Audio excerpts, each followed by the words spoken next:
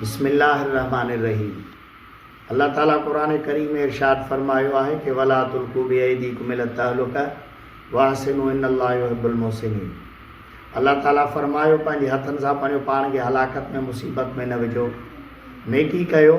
अल्लाह ताला नेकी करण वारनि सां मुहबत कंदड़ आहे।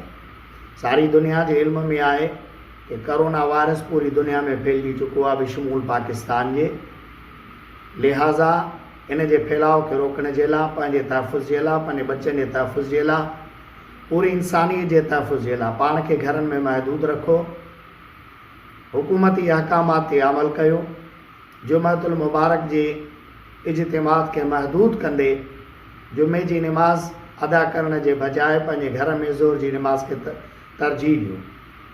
सियाह सिता जी किताबुनि बिलख़ुसूस बुखारी शरीफ़, अबू दाऊद शरीफ़, तिरमिज़ी शरीफ़ में सही हदीस मौजूद आहे कि नबी करीम अलैहिस्सलातु वस्सलाम जन मर्ज़ ऐं वबा वारी जाइ ते, ताउन कोड़ वारी जाइ ते वञण खां सख़्तु मना फरमायो आहे। लिहाज़ा उम्मत मुस्लिमा जी ख़ातिर, पंहिंजे ख़ातिर, पंहिंजे बच्चनि जी ख़ातिर घरनि ताईं महदूद रहो।